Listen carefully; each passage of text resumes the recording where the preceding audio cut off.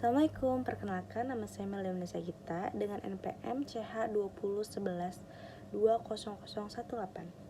Oke, kali ini saya akan menjelaskan tentang pasar konsumen dan perilaku pembeli konsumen.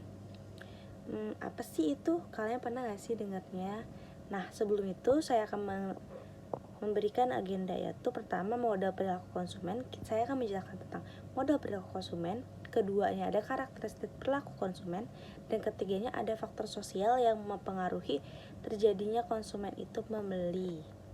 Oke, pertama-tama kita introduce dulu ya. Apa sih itu pasar menurut para ahli? Nah, menurut William J. Slayton pada tahun 1993, ia mengatakan bahwa pasar adalah sekumpulan orang-orang atau sebuah perusahaan atau yang lain semacamnya yang mempunyai keinginan untuk meningkatkan kepuasan, untuk mencari kepuasan, dan untuk mencari uang belanja ataupun untuk kemauan dalam membelanjakan uang tersebut. Sedangkan konsumen itu sendiri adalah setiap orang memakai barang atau jasa yang tersedia dalam masyarakat, baik bagi kepentingan sendiri, keluarga, orang lain maupun makhluk hidup lain dan tidak diperdagangkan. Oke, pertama adanya model perilaku konsumen. Apa sih model perilaku konsumen itu? Pasar saat ini telah menjadi sangat kompetitif dengan ribuan hotel dan restoran lainnya yang tersedia. Selain itu, selama beberapa tahun terakhir di industri perhotelan dan perjalanan telah mengalami globalisasi perusahaan hotel secara agresif. Pasar seperti Singapura dan Jepang. Hasilnya adalah pasar internasional yang sangat kompetitif pertarungan. Mereka berinvestasi dalam penelitian yang akan mengungkapkan apa yang ingin dibeli pelanggan, yang mana lokasi yang mereka sukai, fasilitas apa yang mereka inginkan, dan cara apa yang mereka beli dan mengapa mereka membelinya. Oke, kedua ada karakteristik pribadi yang mempengaruhi perilaku konsumen. Proses pengembalian keputusan oleh konsumen tidak dapat terjadi dengan sendirinya. Masalah-masalah yang secara kuat mempengaruhi proses keputusan konsumen tersebut. Ada beberapa faktor yang turut mempengaruhi perilaku konsumen. Yang pertama adalah faktor kebudayaan. Kebudayaan menjadi salah satu faktor penentu keinginan dan perilaku yang sering mendasar. Kebudayaan juga merupakan susunan nilai-nilai dasar, persepsi, keinginan, dan juga perilaku yang dipelajari suatu anggota, suatu masyarakat dari keluarga dan institusi penting lainnya. Kedua, adanya faktor sosial. Faktor sosial merupakan sebuah kondisi masyarakat yang dipengaruhi oleh lingkungan serta nilai-nilai anggota, baik dari kelompok acuan, keluarga maupun dari peran dari status. Ketiga, ada faktor pribadi. Kepribadian ini dianggap sebagai karakteristik psikologis yang berbeda dari seseorang yang turut menyebabkan tanggapan yang relatif konsisten dan bertahan lama terhadap lingkungannya. Faktor itu ada umur, pekerjaan, keadaan ekonomi, gaya hidup, dan lain sebagainya. Terakhir ada faktor psikologis. Psikologis ini adalah sebuah keadaan faktor internal setiap individu yang akan dan ketika melakukan suatu tindakan dipengaruhi oleh faktor motivasi, persepsi, pengetahuan, keyakinan, serta sikap seseorang.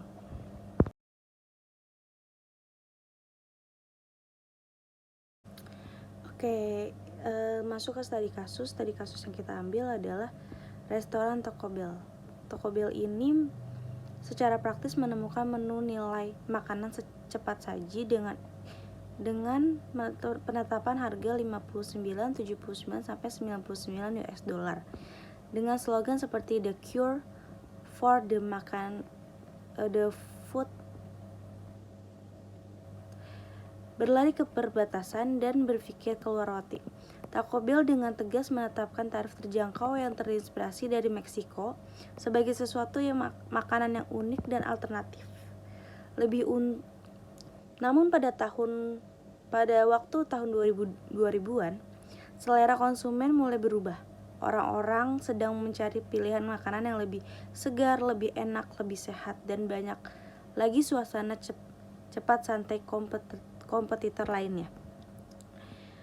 Nah, pemasaran makanan sebagai bahan bakar Taco Bell, filsafat pemikirannya isi mereka pindahkan.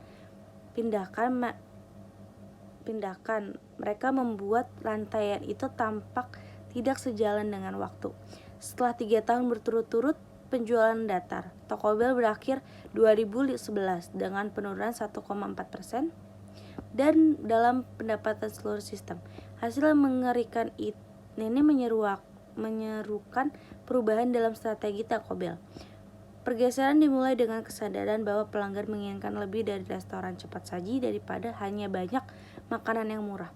Lebih dari kalori per dolar. Mereka mencari pengalaman makanan yang cocok dengan dan meningkatkan gaya hidup mereka.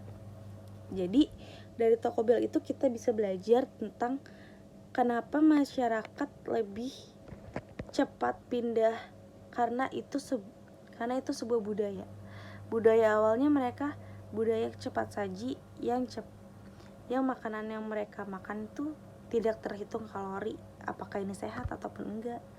Nah, sedangkan Taco Bell menjual makanan cepat saji yang menurut mereka kurang sehat.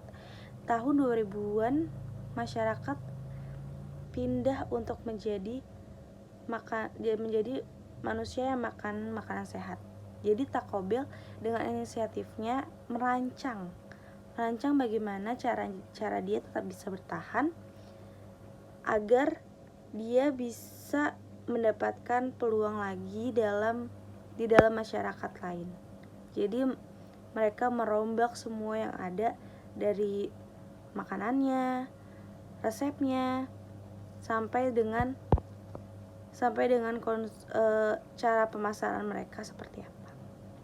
Oke, segitu aja video dari aku. Kalau misalkan kalian masih bingung, kalian bisa bertanya di kolom komentar, dan see you.